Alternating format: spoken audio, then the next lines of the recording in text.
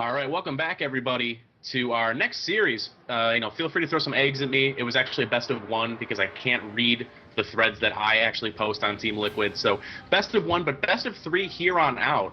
And we are going to be here with Arthur again because I'm sure you expected another Arthur game. So we wanted to bring it to you. Spawning in the upper left corner of Frost, he is the red Protoss player, Arthur.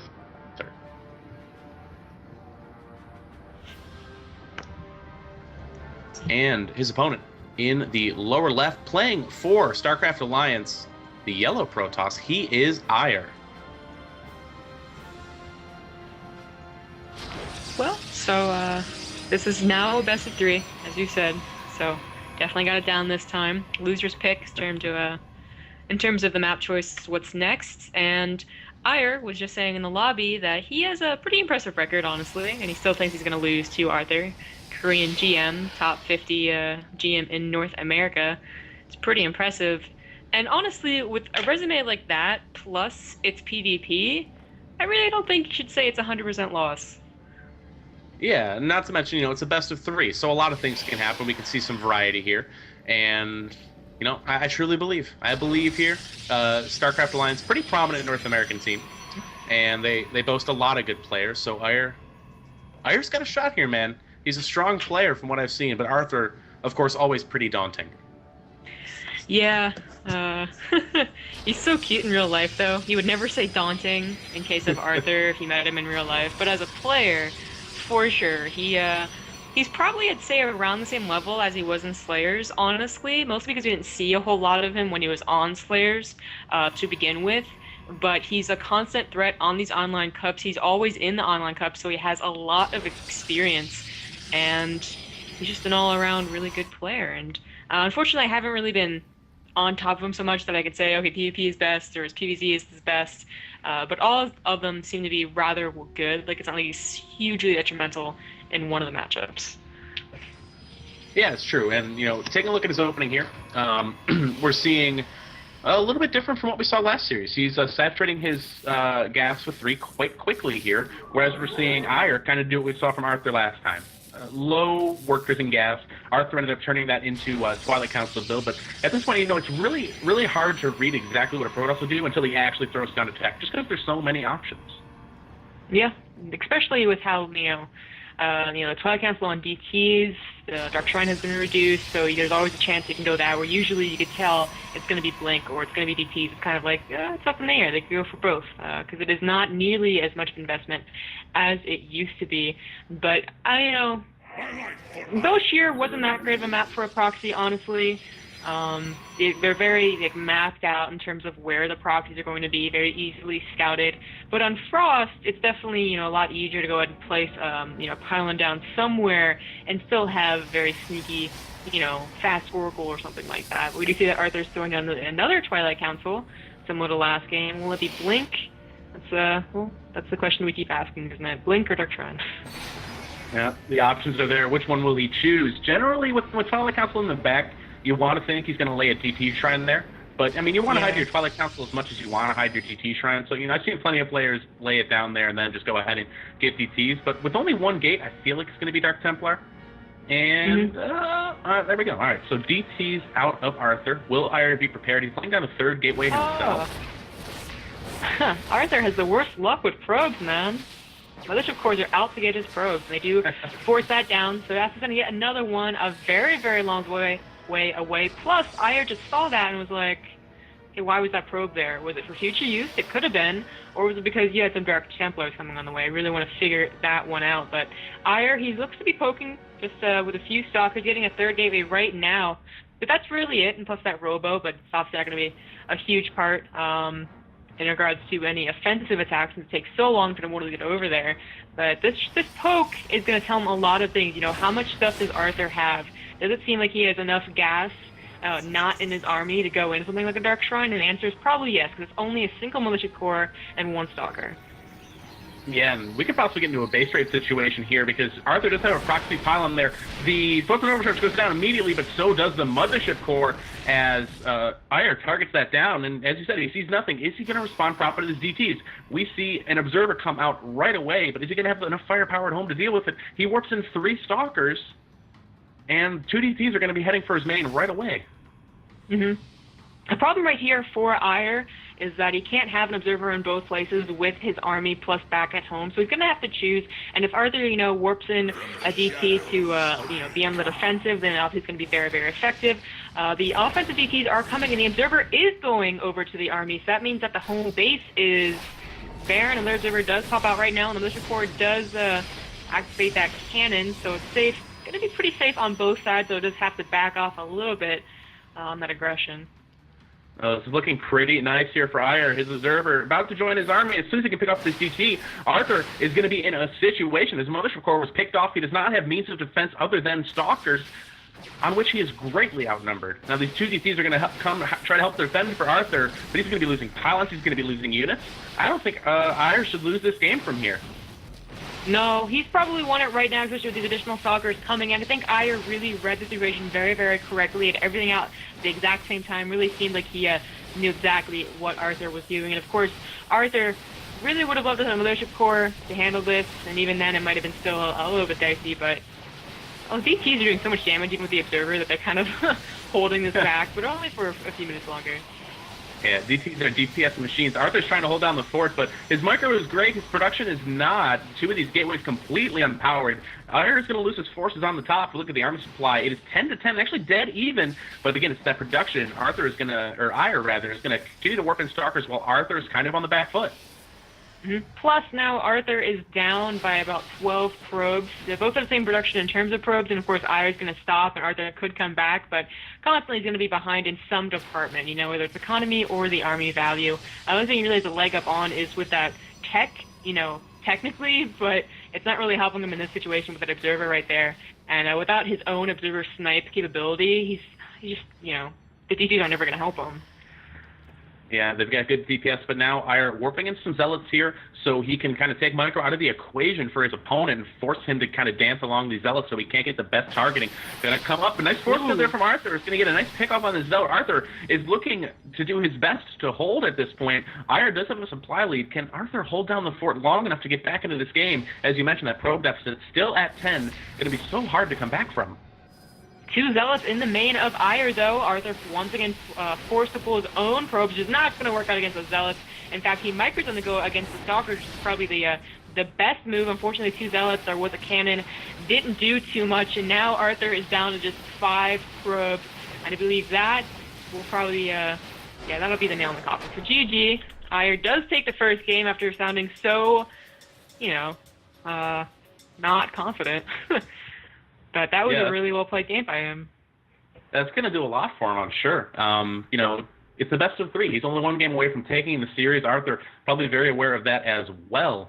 And, things just got a whole lot closer because it's a single elimination. If you lose, you are out of the tournament here. So Arthur going to have to really lock it down, and AiuR maybe realizing, hey, aggression seems to be the way to play, at least at this point. But every Protoss player should have a variety of PvP builds because you never know what your opponent's going to throw at you. I am very excited for the rest of this series. I'm going to be honest, I might be rooting a little bit for Arthur here just because to see him go down in, the second round, it would be shocking. But it certainly would lead some, foreigner hope hashtag to AiuR. Hashtag foreigner hope. Hashtag dicey also. And... yeah, well, it would be very interesting. As you were mentioning, AiuR did say to us earlier, Korean Grandmaster and, top 50 GM on North America. So he's certainly, holding true to his guns here. And just got the invite from Arthur. Looks like the next map going to be Belshir Vestige. Now, that is where Arthur took his victory against his first-round opponent. Maybe feeling good here. I think he might want to stay away from those cheesy builds like the fast Dark Templar. It just, I feel like there's more possibilities when you do something like that Blink opener that he did than there is with the Dark Shrine that's obviously been scouted, because I really think AiuR had a very good idea of what Arthur was doing, even if he didn't technically see the Dark Shrine. I feel like Arthur should just stick with, some light aggression and not, more towards the cheese.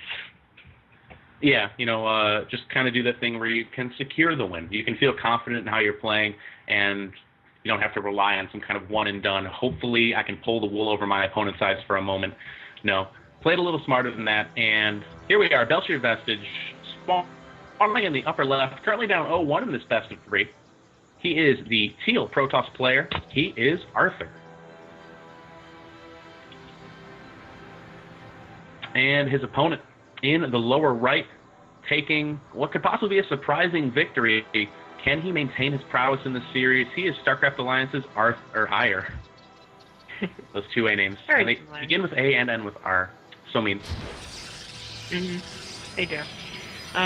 Well, so yeah, I wanted to go back to what you said about like having the safe, the secure win. The cheesy hope to my opponent doesn't realize it really usually belongs to the player that is not the pro gamer, the one that's going up against the pro gamer, because they think, I'm not going to be able to win, maybe if I surprise him, that's where I will get my win. So seeing Arthur being that one in a match where he probably can take him on in a macro game more than anything is surprising. Not to say that Arthur would never ever cheese. Of course, it's very good to put a cheese into a best of, but I feel like in Arthur's case right now, it was more of a, AiuR's probably not as good as me, I'll just quickly get this over with. And then it turns out AiuR was very good at scouting and telling and having game sense, and Arthur's going to be like, oh, well, I can't do that anymore. Yeah, I like AiuR's build quite a bit, actually. Aggressive enough to get 3 Stalkers up, but he actually had the Robo out in time to where, even though the proxy pile was fairly close, not super close, he had an Observer well before the DTs were even warped in. So it's nice. It's really safe, and it's something I'm totally going to steal because I saved that replay, and I really like how I executed that. So yeah, as long as he keeps his play like that, that's something he'll be prepared for anything. And as you were saying, maybe Arthur won't go for something that I guess that necessarily. Not necessarily all in, but you're kind of putting most of your eggs in a basket type of all in. You want to at least get a couple probe kills, do a good contain. You can't really contain if your opponent's already outside of the base. So interesting to see how we play. We are seeing both players here just with the 2-in gas for a little bit for Arthur. AiuR saturating up quite quickly, but again, you just can't read into that too much. Just got to see what they lay down. Really, I'm going to steal that line, putting some of your eggs, or most of your eggs, in the basket. Very clever. But yeah, so Arthur, the other thing is that in the last Belcher game, he went for Blink. And Arthur is well known for his Blink micro. So seeing him go for that, I think, would be his strength, because he'd be very confident with it, and he can do a lot with it, and then probably even come out. Because Blink Stalkers allow you that even if they're scouted and they're well defended, they still allow the mobility, the map control. There's always, counter-attacking with the Blink Stalkers. It's not just oh, well, I guess that's over and done with, I can't use you anymore. And Arthur's very good at using them. So I would love to see him do that once again, go for that, and feel a lot more confident maybe in his own play. Because Arthur, he's known for his Blink micro. It's good. Yeah, very, very true there. And we do see a similar 2-gate opening from him here. Interestingly enough, from AiuR, he poked his probe in, but he didn't even scout the second gas. He didn't go by the mineral line or anything. Kind of, makes you think he doesn't care what his opponent is doing. He has, a chosen build here. He's laying down a Twilight Council. And this could be Blink or DTs. Either way, you just kind of do it, regardless of what your opponent's doing, because you just want to try to beat out detection anyway. Did he go and hide his probe? It's hidden over on the right corner a little bit. He's got one set up for a proxy. But that's interesting to me. He didn't really look, even for that second gas, which makes me think, all right, he's chosen his build, he's going to go for it. Arthur's also laying down a proxy pylon. Kind of like on opposite sides of the map right now. And Arthur is going to be going for some aggression. This is definitely what I prefer to see from him rather than staying in his base and trying to go up to those DTs. AiuR will be the one to get Blink, at least first off. Arthur might choose to, at a later time.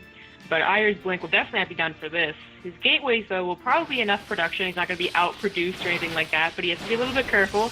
He does have a force field. That should be enough to hold off Arthur's attack.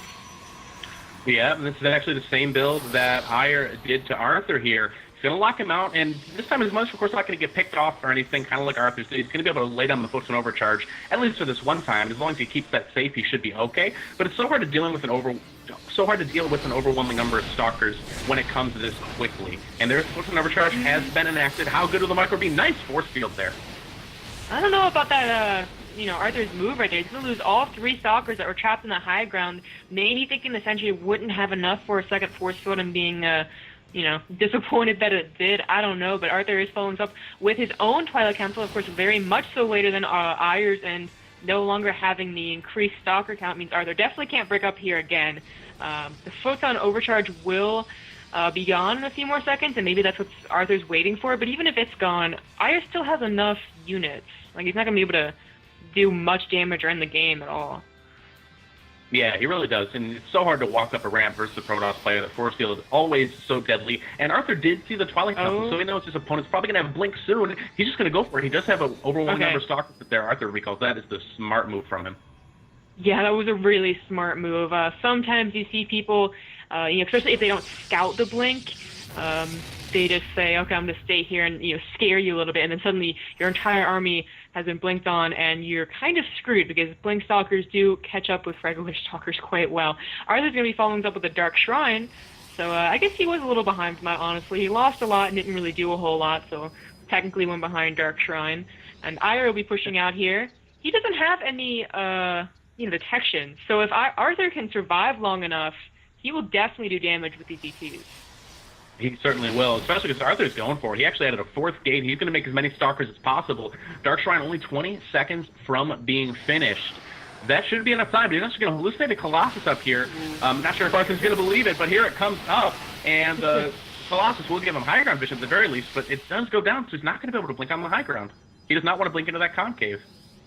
That was a very good point you made. That Colossus, it was not going to be believed as true, but it gave him the high ground vision, which is, equally as important. But the first DT has been warped in on AiuR's side of the map, and that is going to do really big damage. In fact, so much so that AiuR might just all in right here once he, sees the swipe of the DTs, and then decide, I can't do anything, and potentially GG.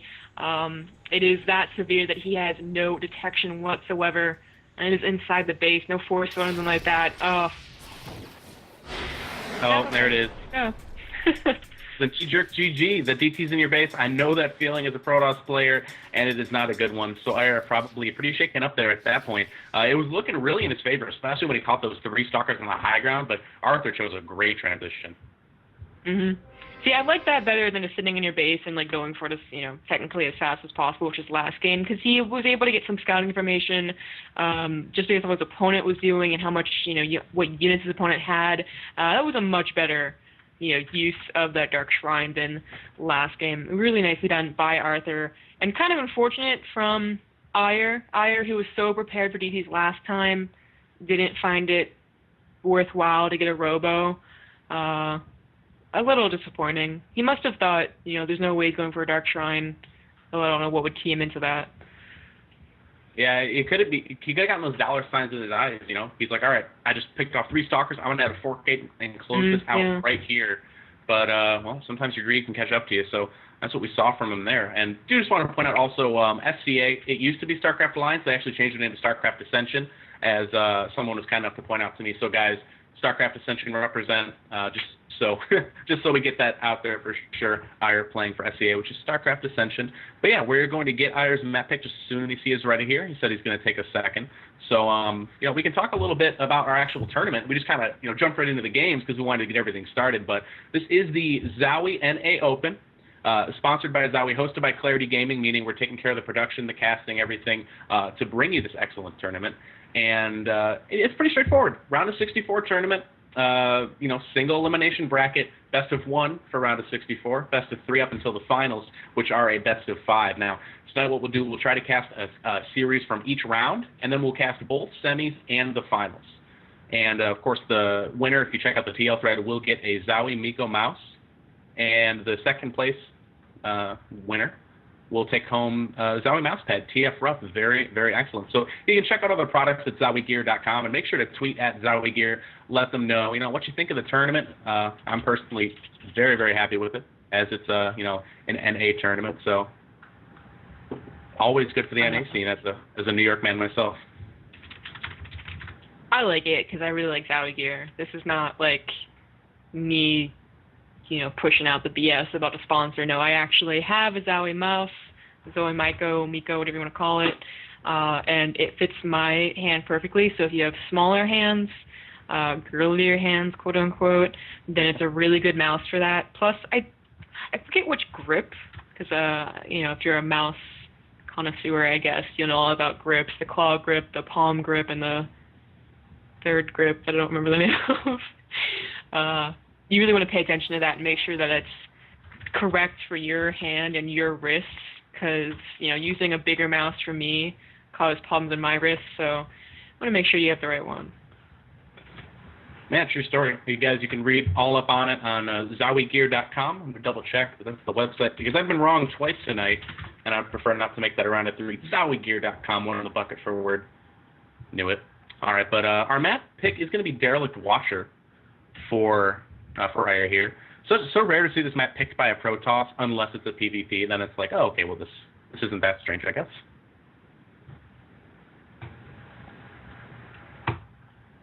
All right, we got our players ready. Let's start our countdown here, guys. It's tied up 1-1 between Arthur and AiuR in this best of 3. Round of 32 for the ZOWIE Gear NA Open.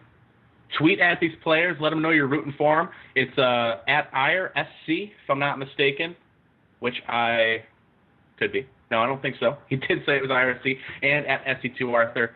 Show them your sport, guys, because it's all or nothing on this game here. Yeah, no lower bracket or anything like that. Yeah, keeping it real, but spawning in the upper right. Won the first game, lost the second, and looking to almost make a name for himself here. Playing for StarCraft Ascension, he is AiuR. And his opponent, King Arthur, as some like to call him. Currently teamless, but rocking face in many online tournaments. The blue Protoss, he is Arthur. I was looking around while you were giving the intros, and Arthur does have a Twitch. And I actually remember it now, because it's Sad Arthur. You know what? Funny. I remember that too. Oh, yeah, God. right? Oh, man. Well, now you just got to root for Arthur now, right? Sad Arthur. He needs your help, guys. God, I just keep thinking of Oliver Twist. Yeah, I remember the Reddit post where it was like, if you get a team, will you change your name to Happy Arthur? And you like get a smiley. Hopefully that means yes, because that would be awesome. I wanted to point out just AiuR does this thing here. He'll lay the pylon directly next to his nexus. He'll rally the probe onto the pylon in like some kind of weird triangle shape, and then lay the gateway there. I just don't ever see anyone do that. Actually, thought it was kind of neat. But yeah, I had to interrupt our excellent conversation about Arthur's emoticons to bring that update to you guys. But so far, it looks to be a double guess opening for both these players yet again here, with AiuR's being just a little bit quicker. But Derelict Watcher, you're kind of talking about how that's your best, is you can't really hide anything anymore. Not only is it a smaller map, it's just a figured out map. Derelict Watcher does have the figured out portion to it, but it's much bigger and it's a lot easier to hide a proxy on here, if you so choose.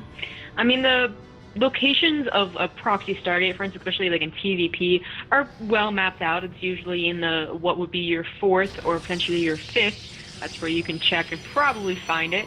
But people have they definitely find new places to put those proxies, secret places to put that hidden tech. And AiuR has placed down a proxy in his own 3rd, which will be definitely there for something that isn't just willy-nilly future use. That should be a well, it might be a Twilight or a Stargate rather, as we talked about a Stargate. Yeah, I'm thinking Twilight Council. I'm feeling it, but it does have enough gas for a Stargate here with this timing, so likely that's what it's going to be. And okay, Arthur's proxying it as well. This is going to be good. Best PvPs ever. Okay, AiuR, you're not choosing anything to put down there. Oh, okay, no, he was the one put it on Twilight Council. I thought that was Arthur. Okay, so it is going to be Twilight Council. Your feeling was correct. Well, what will Arthur put down? It's a Stargate! Alright, so our feelings got crossed. I was feeling Arthur's Stargate. That's what happened right there. Yeah, the vibes, they reached each of us. We just couldn't discern from whence they were coming. But yeah, I mean, AiuR pretty much 100% obviously going to go for DTs here. You don't really hide your Twilight Council for much else. How does this play out from here? Well, it's interesting. Arthur is obviously going to go for an Oracle. So these are both probe-killing machines. The Oracle's going to be there much, much quicker, though. And the question is, he's going for Blink. All right, well, I've just been schooled by AiuR, going for proxy Blink, so I like this for him now. It depends, though, how many probes is he going to lose this Oracle? Well, if it was Dark Shrine, that would have been great for Arthur, because Arthur does technically have something that gives him protection, as Stargate has opened that possibility up in Heart of the Swarm thanks to that Oracle. But now that it's Blank, it's going to be a lot more interesting, because if you know, you're saying that the Oracle's going to get there a lot faster than Blink is going to finish, right? I mean, totally. Just look at the production tab. So, Blink, he's got it. He wants to do something with it, but he's not going to be able to because he's going to be stuck at home for at least, you know, a minute longer than he really wants to be. And, ooh, Arthur. Arthur. Oh, the Stalker is going to die, I think. Oh, no. He's luring Stalkers out of the base. Yeah. Which is really nice for him. These Stalkers are going to take forever to get back. And, you know, I was thinking AiuR's, you know, I like his position because he has these 2 Stalkers, but no, they're completely gone now. Oh, wow, and Arthur's actually going to find the tech, too. Yeah, so that's going to be 4-gate Blink. He knows a 4-gate and probably, you know, thinking, oh, okay, Blink might be somewhere around here, too. So he knows exactly what's going on, and he's going to deny mining, just straight up deny mining. There's nothing that AiuR can do. He's bringing finally back the Militia Corps, which does not have a cannon, plus a few more Stalkers. One just popped out again. Looks like Arthur has this, has seen where the Twilight Council is, placed his own proxy pylon. Kind of, I feel like that's like a cheeky move right there. He did that on purpose, but... Yeah, also wants to just take down the tech pretty quickly. Unfortunately, he's not going to stop Blink. Yeah. But, yeah, denying mining is so huge when you're going for 4-gate production. He does have the money to warp in another 3 Stalkers, AiuR does, but he's been slowed down huge. He's going to get these 3 Stalkers over here to deny these Zealots, and it does take a bit of Arthur's kind of pooled defense away by warping in these Zealots only to lose them to Blink Stalkers, but it's also going to buy him a lot of time. He's getting a Robo up, he's got 3-gate production of his own, he's got Photon Overcharge, and Arthur, I mean, it's going to look really good for him. He got 7 probe kills. He's got that 8 probe lead now. I like this for Arthur. His overall proxy build was just more successful because it came at a quicker timing. I agree. I think Arthur is in the better position here. He's currently up by 11 supply as well, so that definitely shows it. Oracle coming in once again, but the cannon's here, so it just goes straight into the back and is going to hide out there for another 50 seconds or so for coming back in. Unfortunately, nothing else he can do, you know. AiuR, that is. The Militia Corps can't hit air, so they're just going to have to wait there and look really, really sad. Arthur's proxy pylon is going to go down. It took down AiuR's pylon powering the Twilight Council, which is not too useful, honestly. 3 Zealots for that, I don't know. Blink is already done. I guess it stops him from getting charged. And maybe, just maybe, if he wasn't there to kill it, kill the Zealots, that is, they could have killed the Twilight Council, which would have stopped the eventual Twilight, or Templar Archives. That was, like, way in the future. Yeah, you got to plan for the future as a StarCraft player. That being said, both these players are pretty averse to throwing down Nexuses in this matchup. We only just now see a Nexus here from AiuR. Arthur still he's actually cornering out a 2nd Immortal. And he probably expects, a follow-up Blink all-in, which makes sense. But at this point, if he moves out with this, he's going to do very well. And it looks like he is, because he's going to have great scouting with the Oracle as well. So he's just going to know exactly what his opponent's doing. Or did the Oracle get picked off? Yeah, it just went down. I believe Blink Stalkers were like a trap they got on it as soon as it went back after the cannon had gone away, and it's gone. So that's that's a little disappointing, because if he had waited and not put it in and waited until Arthur just came over to his side of the map and then Arthur went in with the Oracle, that would have been a lot better. But Arthur not even going to move across the map, doesn't even matter. Getting his own Nexus. Do either player have? Yeah, AiuR does have an observer. Arthur does not. Wonder why he doesn't. Yeah, I guess. Yeah, you got to be worried about DTs with the Twilight Council. This is a pretty big vulnerability here.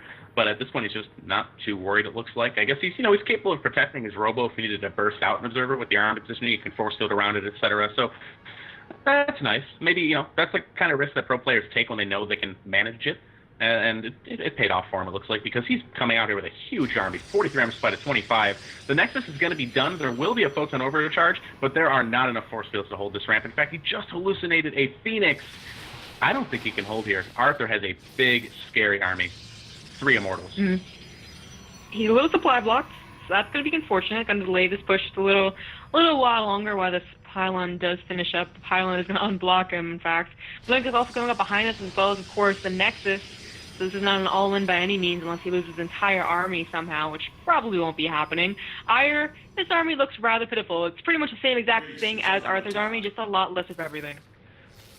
Yeah, the one advantage he does have is Blink, but against 3 powerhouse Immortals, it might not even be that big of a deal. Time Warp goes down, double Time Warps from Arthur to lock that army down. Of course, they can blink out, but the Immortal left in front quickly gets picked off, and Arthur with some good force fields here is just chewing through this army. Yeah, the Slinkstalkers are left for AiuR, but against 3 Immortals, you would need probably, I don't know, three times that many Slinkstalkers to really do anything against it. He's still trying to hold on, though. The Nexus Cannon is helping out a little bit here, but the Immortals have been untouched. Maybe if the Immortals were the first thing to go, he'd be able to hold on, but not gonna be the case. Not as GG, so Arthur does take it 2-1. I was a little worried there first, but he came through. Yeah, he did. Seals the series out 2-1 to advance to the round of 16. So Arthur will be taking out AiuR there, but a great show from AiuR, definitely representing NA talent here and showing us some good games. So, GG to both players. Congrats to Arthur, who will advance. And, well, we are going to hunt down our next series, guys. Thanks for tuning in. Be sure to spread the word, tweet the stream, and get people in because we do want to continue to do this. We want to see that NA support.